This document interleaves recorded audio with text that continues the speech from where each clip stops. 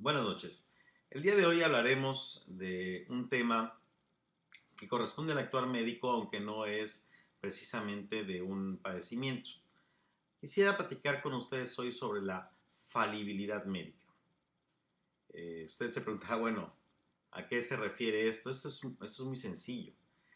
Seguramente usted ha escuchado todos los días noticias, comentarios, eh, algunas situaciones compartidas en las redes sociales sobre que en tal o cual lugar una persona sufrió de negligencia médica o que un médico ha actuado de una manera inadecuada por no haber podido salvar la vida de alguien.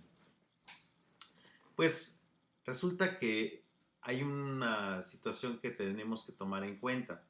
Los médicos somos falibles, es decir, somos personas que podemos cometer errores.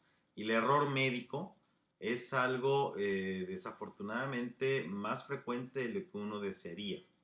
Sin embargo, el que un médico cometa un error no quiere decir necesariamente que se trate de una negligencia o de una malpraxis, sino que existen diversos mecanismos que son necesarios para poder atender adecuadamente a un paciente, en los cuales deben de entrar en una armonía que no es tan difícil que pueda existir un error las más de las veces un error mínimo.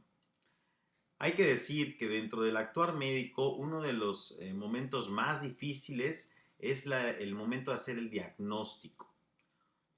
Un diagnóstico médico requiere de que el paciente nos platique lo que siente, nos platique sus antecedentes, de que nosotros revisemos al paciente en búsqueda de algunos datos específicos y que además obtengamos información paraclínica de algunos exámenes de laboratorio o estudios de gabinete. Una enfermedad se compone por una cierta cantidad de síntomas y signos y al momento de juntar todo esto, nosotros debemos de buscar en cuál de las enfermedades pueden encajar estas características.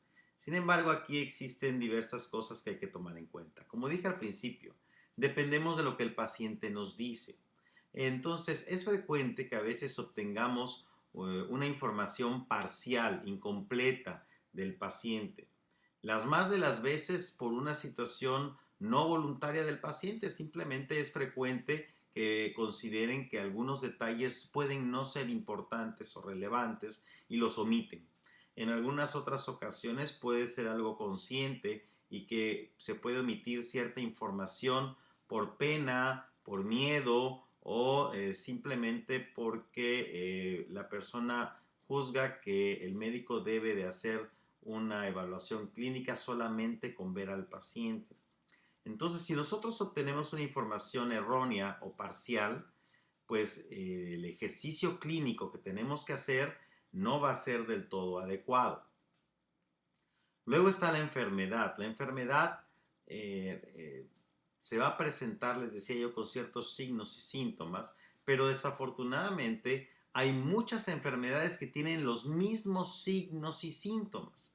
Y para poder determinar si se trata de una o se trata de otra, se necesita de la sospecha clínica, se necesita de la parte artística del ser médico, no nada más de una situación de llenar una ficha de cotejo para ver en qué enfermedad se va a encasillar. Es como si usted agarra y se mete a Google y teclea una serie de síntomas que usted considera que son los que tiene, va a obtener una lista interminable de enfermedades. Y las primeras que van a aparecer no son necesariamente las que son más adecuadas a su padecimiento.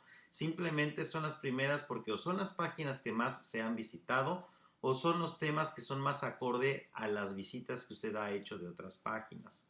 Entonces, esto se torna cada vez más complejo cuando tenemos muchas posibilidades y además tenemos información parcial. Y finalmente está el propio cuerpo del paciente, que va a responder distinto a diversas enfermedades. Una misma enfermedad, se puede presentar de diversas maneras en cada uno de los pacientes y nosotros como médicos debemos de ser capaces de identificar estas variables.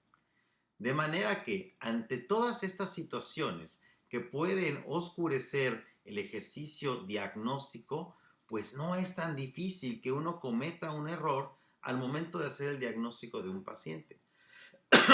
Ya una vez que uno tiene que dar un tratamiento, es menos probable que existan errores, porque por lo general, bueno, pues a tal padecimiento corresponde tal o cual tratamiento. Entonces, es más frecuente que el médico pueda tener lo que llamamos correlación clínico-terapéutica más acertada.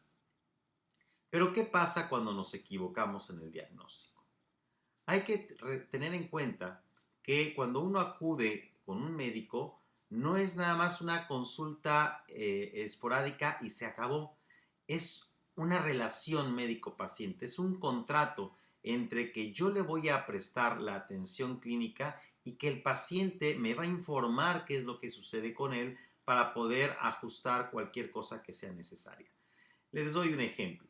Si viene un paciente con un cuadro febril, con dolor en cierta parte del cuerpo y uno considera que tiene alguna infección, uno dará el primer diagnóstico con el cual uno llegue con la información clínica que tenga y se le dará un tratamiento al paciente.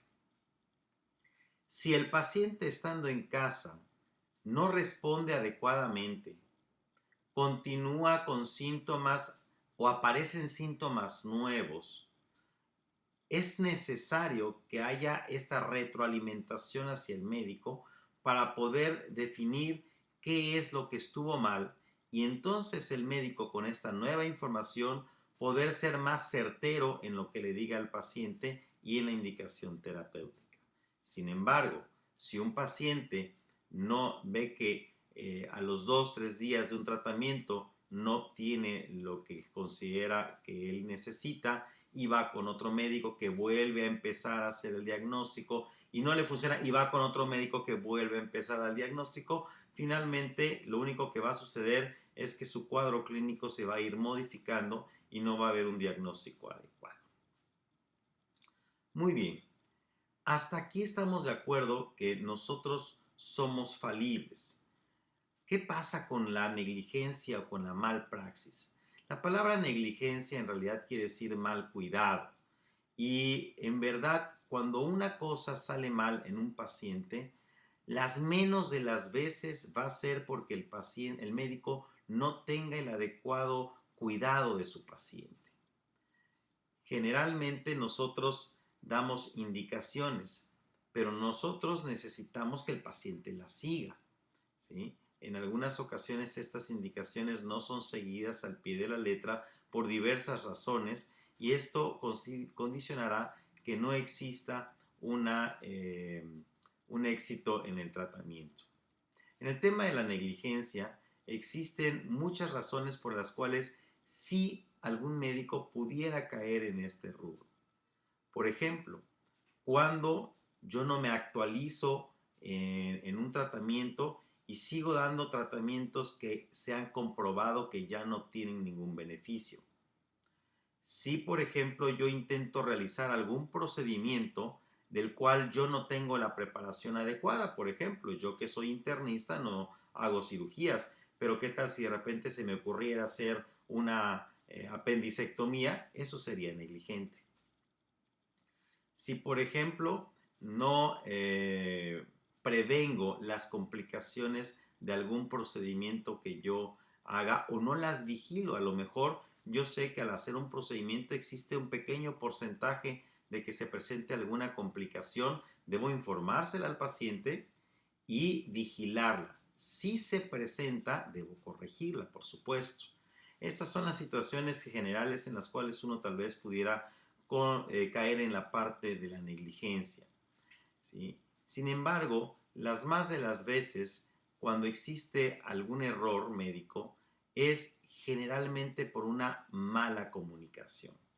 Y ahí sí debo de aceptar que muchos de nosotros no sabemos cómo comunicarnos con nuestros pacientes y creemos a veces que lo que nosotros decimos está totalmente entendido y no comprendemos a veces que la situación nosológica que está pasando el paciente le obliga, perdón, a no comprender algunas cosas o tal vez tenga miedo de expresar lo que piensa o las dudas que tenga y esto generará, por lo tanto, que el tratamiento no sea adecuado. Por lo tanto, si usted considera que su médico es infalible, le tengo una mala noticia, se equivoca. Si usted piensa que lo es o porque no sabe realmente cómo es que hacemos un ejercicio diagnóstico o porque usted lo cree un semidios. Y en ambos casos hay un error. Lo invito a que si tiene dudas en el tratamiento que le está otorgando su paciente, su médico, que si siente que no está respondiendo como usted lo desearía, se comunique con su médico, que le exprese todo esto y que juntos puedan llegar a un mejor diagnóstico para que tenga el tratamiento que usted necesita.